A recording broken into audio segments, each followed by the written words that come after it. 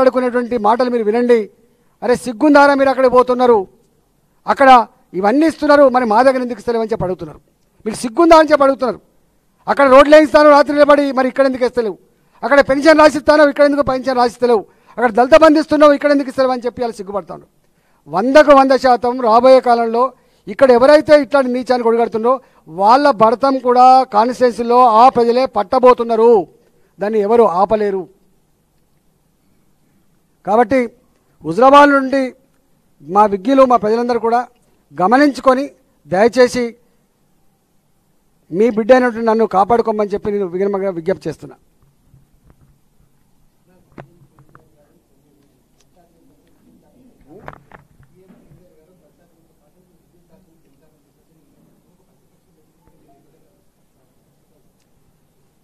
ముఖ్యమంత్రికి కోకాపేటలో హైదరాబాద్లో భూములు అమ్ముకుంటే తప్ప జీతాలు ఇవ్వని పరిస్థితికి వచ్చింది.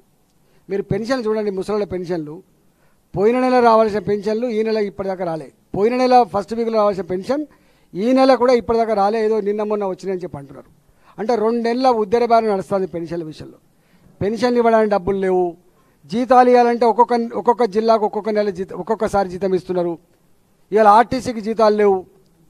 అసలు ఒక్క మాట చెప్పాలంటే ఆర్థిక వ్యవస్థ కుదేలైపోయింది. ఇవాళ ఇక్కడ 4 నెలలుగా హరీష్ రావు గారు ఇక్కడనే అడ్డబెట్టి ఇదే కుట్రల్లో భాగస్వామ్యం అయింది తప్ప మరి నా డబ్బులేంది, నా నిధులేంది, నా డిపార్ట్మెంట్ ఏంది, నా ఆఫీసర్లు ఎక్కడ అనేటువంటి అది లేదు. ఇవాళ చివరికి కరెంటు బిల్లులు పెంచుతాం లేదా ఇంకొక రకం ట్యాక్స్లు వేస్తాం. 100% గదే జరుగుతుంది. తాగినోడే కట్టే తాళపనట్టుగా ప్రజలకు ఏదైతే ఇవాళ ఇస్తూ ఉన్నారో ఇవన్నీ తన ఇంట్లోకెళ్ళి ఇచ్చేది కాదని, మనం పన్నులు కడితేనే అవన్నీ వస్తున్నాయి అనేటువంటిది అర్థం కావాలి. ఇవాళ ఒక చేత్తో ఇచ్చి ఒక చేత్తో గుంజుకునే నీచమైన కుట్రని దాన్ని చెప్పి అర్థం చేసుకోవాలి. అందుకనే మీరు భ్రమలలో ఉన్నారు. కేసీఆర్ పెన్షన్ ఇస్తాడు, కేసీఆర్ రైతు బంధు ఇస్తాడు, కేసీఆర్ బియ్యం ఇస్తాడు, కేసీఆర్ దళిత బంధు ఇస్తాడు, కేసీఆర్ రుణమాఫీ చేస్తాడు. కేసీఆర్ కాదు, ఇగో ప్రజల పైసలు. కేవలం గవర్నమెంట్ అనేది కేసీఆర్ అనే వ్యక్తి కాపలదారు మాత్రమే.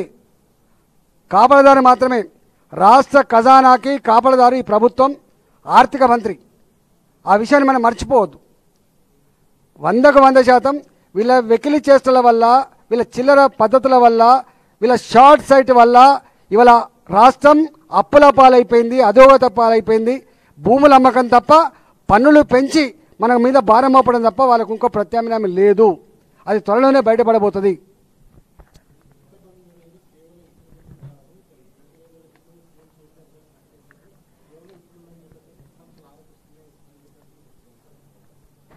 మీరు అనేది నిజమే. అయితే దళిత బంధు ఎప్పుడో తన మదిలో ఉంటే హుజరాబాద్ ఎన్నికలప్పుడు ఎందుకు అనౌన్స్ చేసిండ్రు? ఒకటి. పోనీ దళిత బంధు కోసం ఆయన ప్రిపేర్ అయి ఉంటే బడ్జెట్లో డబ్బులు పెట్టాలి కదా. మన మార్చి బడ్జెట్ పాస్ అవుతున్న సందర్భంలో ఒక 200 కోట్లో 300 కోట్లో డైవర్ట్ చేయడానికి కూడా కష్టమవుతుంది. అలాంటిది ఒక 20-25 వేల కోట్ల రూపాయలు అవసరం ఉన్నటువంటి ఈ స్కీమ్కి బడ్జెట్లో ఎందుకు డబ్బులు పెట్టలేదు? ఆయన ముందే ఆలోచించి ఉంటే. మొన్నే కదా మార్చి అయిపోయింది. ఇవాళ 4 నెలలు అయితలేదు, 5 నెలలు అయితలేదు.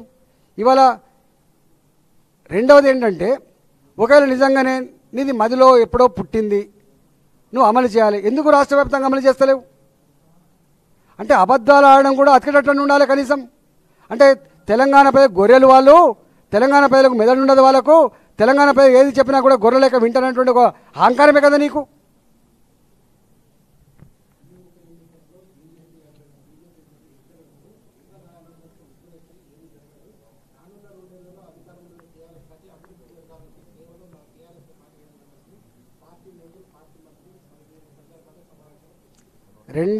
రెండు స్థానాలు ఉన్న బీజేపీ పార్టీ దేశంలో ఇద్దరు ఎంపీలు ఉండే భారతీయ జనతా పార్టీకి.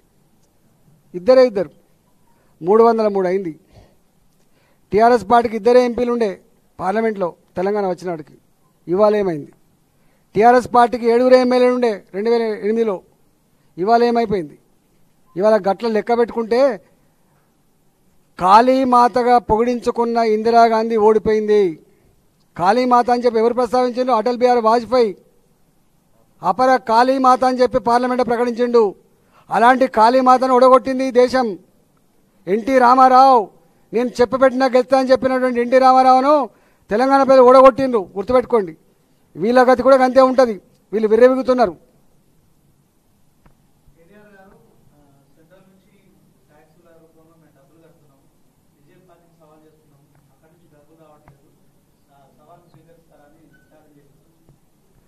కేంద్రానికి రాష్ట్రానికి కొన్ని పద్ధతులు ఉంటాయి.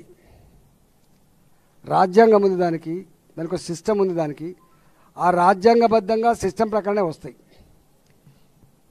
కేంద్ర ప్రభుత్వం ఆకాశంలో ఉండదు. కేంద్ర ప్రభుత్వం కూడా ఈ దేశంలో పన్నులు కట్టేటువంటి ప్రజల యొక్క దాని మీద ఆధారపడి ఉంటుంది. అలా తెలంగాణ రాష్ట్రం కూడా ఒకటి. మొట్టమొదటి అర్థం చేసుకోవాల్సింది, దేశవ్యాప్తంగా ఉన్న ప్రభుత్వం ఆకాశంలో విహరించదు. దానికి ఎక్కడి నుంచో దేవుడు పైసలు ఇయ్యడు. దానికి కూడా డబ్బులు వచ్చేది భారత ప్రజల డబ్బుతోటే. తెలంగాణ భారత భూభాగంలో భాగం కాదా? సార్వభౌమాధికారం లోబడి ఉండదా? అందుకనే కేంద్రం వేసేటువంటి ట్యాక్సులు వేరుంటాయి, రాష్ట్రం వేసే ట్యాక్సులు వేరుంటాయి. కేంద్రంకి వచ్చేటువంటి ట్యాక్సులలో 42% ట్యాక్స్ డెవల్యూషన్ పేరిట రాష్ట్రాలకు వస్తాయి. జనాభా ప్రాతిపదిక పైన వస్తాయి. రకరకాల పారామీటర్స్ ఉంటాయి. నేను ఆర్థిక మంత్రిగా పనిచేసిన కాబట్టి లిటరసీ మీద ఆధారపడి, అక్కడ ఉన్నటువంటి స్టాండ్ ఆఫ్ లివింగ్ మీద ఆధారపడి, అక్కడ ఉన్నటువంటి ఎకనామికల్ కండిషన్స్ మీద ఆధారపడి, ఇవన్నిటి మీద ఆధారపడి ఆ రాష్ట్రాలకు డబ్బులు ఇస్తుంది. మన రాష్ట్రానికి 2.48% వస్తాయి. దేశంలో కలెక్ట్ చేయబడ్డటువంటి ఈ డబ్బులలో మన రాష్ట్రానికి 2.48% మనకు డబ్బులు వస్తాయి. అట్లనే వస్తాయి తప్ప దానికి భిన్నంగా వచ్చేటువంటి ఆస్కారం లేదు. నెంబర్ 1 అంటే ట్యాక్స్ డెవల్యూషన్ రూపంలో వచ్చే డబ్బు. రెండవది, ఈ సిఎస్ఎస్ అని కొన్ని స్కీములు ఉంటాయి, సెంట్రల్లీ స్పాన్సర్ స్కీమ్స్. ఇలా మాకు ఆరోగ్య డిపార్ట్మెంట్ ఉన్నది, మాకు 1800 కోట్లు వస్తాయి, దానికి మనం కాంట్రిబ్యూషన్ కట్టాలి. పిఎంఎస్ఎస్వై రోడ్లు ఉంటాయి, దానికి కేంద్రం నుంచి వస్తాయి. ఇలా మీకు ఉపాధి హామీ ఉంది, 90% కేంద్రం ఇస్తుంది, 10% మనం కాంట్రిబ్యూషన్ కట్టాలి. అట్లా దేశవ్యాప్తంగా ఏ స్కీములకు రాష్ట్రాల వాటా ఎంత, కేంద్ర ప్రభుత్వం వాటా ఎంత గట్లనే వస్తుంది తప్ప దానికంటే భిన్నంగా వచ్చే ఆస్కారం ఉండదు. రేపు కేటీఆర్ గారు రేపు అక్కడ పోయి పరిపాలించినా ఇదే పద్ధతి ఉంటుంది తప్ప దానికంటే భిన్నంగా ఉండదు. మనం ఎడ్డోళ్ళ లెక్క మాట్లాడద్దు, చదువుకున్న లెక్క మాట్లాడాలి. కేంద్ర ప్రభుత్వం వసూలు చేసేటువంటి డబ్బు ఏదైతే ఉందో, కేంద్ర ప్రభుత్వం 42% డబ్బుని నేరుగా రాష్ట్రాలకు ట్యాక్స్ డెవల్యూషన్ రూపంలో ఇస్తుంది. నెంబర్ 1. నెంబర్ 2, ఇలా బియ్యం ఇచ్చేది. కానీ ఇలా బియ్యం విషయంలో నేను ఒక మాట చెప్తున్నా, బియ్యం విషయంలో 10,000 కోట్ల రూపాయలు ఖర్చు అయితే దాంట్లో 7,000 కోట్ల రూపాయలు సెంట్రల్ గవర్నమెంట్ ఇస్తుంది. అట్లా పిఎంఎస్ఎస్వై రోడ్లు కావచ్చు, నేషనల్ హైవేస్ కావచ్చు. దేశ రక్షణ బాధ్యత ఎవరిది ఉంటుంది? దేశం నుండి ఆఫీసులు ఎవరి మీద నడుస్తాయి? ఇవన్నీ నడవాలి కదా. దేశం వచ్చే పైసలు దాన్ని ఎక్కడో డైవర్ట్ చేసుకొని పోతుందా? ఆయన పాకిస్తాన్ పంపిస్తుందా, లేకపోతే ఇంకెక్కడ అమెరికా పంపిస్తుందా?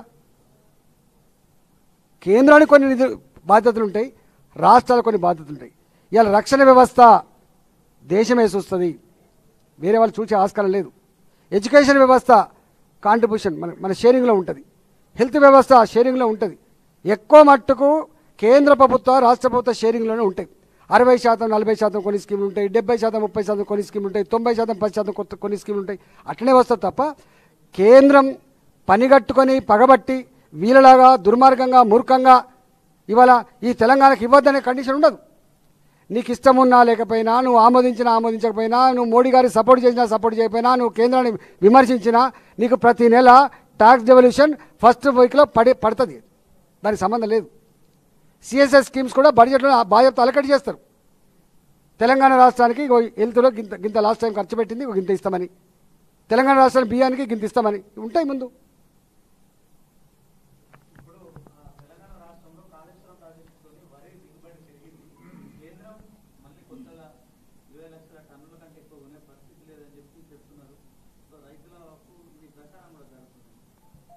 యాక్చువల్గా ఇప్పటి వరకు ప్రజలకు ఏమనుకుంటున్నారంటే, ఐకేపీ సెంటర్లో కొనే ప్రతి వడ్ల గింజ రాష్ట్రమే కొంటుందనే భావన ఉండే, కానీ రాష్ట్రం కొనదు. ఐకేపీ సెంటర్లో కొనేటువంటి వడ్లకు డబ్బులు కేంద్రమే ఇస్తుంది, హమాలీ పైసలు కేంద్రమే ఇస్తుంది, ట్రాన్స్పోర్టు కేంద్రమే ఇస్తుంది. అవి అవి మిల్లింగ్ చేయడానికి కస్టమ్ మిల్లింగ్ అంటారు దానికి డబ్బులు కేంద్రమే ఇస్తుంది. అవి తీసుకుపోయి ఎఫ్సీఐలో పెట్టుకోవడానికి మళ్ళీ ట్రాన్స్పోర్ట్ కేంద్రమే ఇస్తుంది. ఎఫ్సీఐలో పెట్టుకునేది కేంద్రమే. అంటే ఒక్క మాట చెప్పాలంటే ఈ మొత్తం దేశంలో వడ్లను మొత్తం కొనేది అంతా కూడా, బియ్యాన్ని మొత్తం వడ్లను మళ్ళీ బియ్యంగా మార్చి కొనేదంతా కూడా కేంద్ర ప్రభుత్వం మాత్రమే. కేంద్ర ప్రభుత్వం మాత్రమే. కానీ ఇప్పటిదాకా తెలియదు చాలామందికి. కాబట్టి ఇవాళ కేంద్ర ప్రభుత్వం ఉప్పుడు బియ్యాన్ని డిమాండ్ లేదనేటువంటి ఒకటి వస్తూ ఉంది. ఉప్పుడు బియ్యం రా రైస్ కావాలంటుంది. వాళ్ళు ఉప్పుడు బియ్యం కాకుండా రా రైస్ కావాలంటారు. టెక్నాలజీ వచ్చింది కాబట్టి రా రైస్ని మిల్లింగ్ చేసి కేంద్రానికి ఇవ్వాలని చెప్పి కోరుతున్నారు. తప్పకుండా తీసుకుంటారు. వాళ్ళు అట్లాంటి పరిస్థితి ఉండకపోవచ్చు.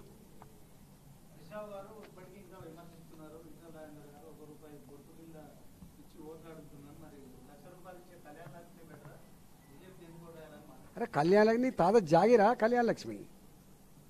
కళ్యాణ లక్ష్మిని ఇంట్లోకి వెళితే చెప్పు, నేను నా బొట్టు బిల్లని ఇంట్లోకి వెళ్తానని చెప్తా. నీది కాదు కదా కళ్యాణ లక్ష్మి. కళ్యాణ లక్ష్మి నీది కాదు, పెన్షన్ నీది కాదు, కరెంటు సబ్సిడీ నీది కాదు, బియ్యం సబ్సిడీ నీది కాదు. నీ తాత జాగిరా. నా బొట్టు బిల్ల నా తాత జాగిరి రా చెప్తా.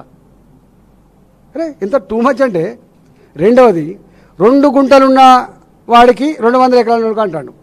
ఒకడేమో 200 ఎకరాలు అంటాడు, ఒకడు 7,000 ఎకరాలు అంటాడు. ఏది కరెక్టు? ఒకడేమో 200 ఎకరాలు అంటాడు నాకు, ఒకడేమో 7,000 ఎకరాలు అంటాడు. ఏది కరెక్టో ఫస్ట్ తెలుసుకో. రెండవది 2 గుంటలు ఉన్నాడు 200 కోట్ల ఖర్చు పెట్టింది ఇప్పటికే. 2 గుంటల అభ్యర్థి కొన్ని 100 లారీల లిక్కర్ ఎట్లా ఖర్చు పెట్టిండు. 2 గుంటలు ఉన్న మనిషి 100 లారీల లిక్కర్ ఎట్లా ఖర్చు పెట్టిండు. 2 గుంటలు ఉన్న మనిషి కొన్ని 1000 ఓటింగ్స్ ఎట్లా పెట్టిండు. 2 గుంటలు ఉన్న మనిషి కొన్ని 100 మందిని 200 కోట్ల రూపాయలు ఎట్లా పర్చేజ్ చేసిండు. 2 గుంటలు ఉన్న మనిషి నిత్యం కొన్ని కోట్ల రూపాయలు ఎట్లా ఖర్చు పెడుతున్నాడు. వాళ్ళు చెప్పాలి. 2 గుంటలే ఉండే కదా. మరి ఆర్థిక మంత్రి చెప్పాలి 2 గుంటలకు ఎంత. 2 గుంటలు అమ్మితే 5,000 కోట్లు వస్తాయా 10,000 కోట్లు వస్తాయా మరి హరీష్ రావు గారు చెప్పాలి, ఆర్థిక మంత్రి కాబట్టి. నేనేం చెప్పాలి? 2 గుంటలు అమ్ముకుంటే ఎన్ని డబ్బులు వస్తాయో మన ఊళ్ళో తెలుసు. ఆయనదేం కోకాపేట కాదు, ఆయనదేమో ఈ నియోజకవర్గం. నాకు తెలిసి 20 లక్షల ఎకరం ఉండొచ్చు, 20 లక్షల ఎకరం ఉండొచ్చు అంటే 50,000 గుంట ఉండొచ్చు. 2 గుంటలు అమ్మితే 1,00,000 రూపాయలు వస్తుంది. 2 గుంటలు అమ్మితే 1,00,000 రూపాయలకు ఒక హోర్డింగ్ కూడా కాదు. మరి ఎట్లా పెట్టిండో చెప్పాలి. మీరు చెప్పాలి లెక్క, మీరు రాయాలి. మీరు రాత్రి అంటున్నది మీకు అర్థం కాంటున్నది. హాయ్ ఫ్రెండ్స్, మా టుడే టుమారో యూట్యూబ్ ఛానల్ చూస్తున్నందుకు చాలా థ్యాంక్స్. మరిన్ని లేటెస్ట్ వీడియోస్ కోసం వెంటనే సబ్స్క్రైబ్ చేయండి. అలాగే ఈ బెల్ ని కూడా రింగ్ చేసేయండి. మా నోటిఫికేషన్స్ అన్ని మీ మొబైల్లో వస్తాయి. అలాగే మా వీడియోస్ మీకు నచ్చితే లైక్ చేయండి, షేర్ చేయండి, నచ్చకపోతే కామెంట్ చేయండి.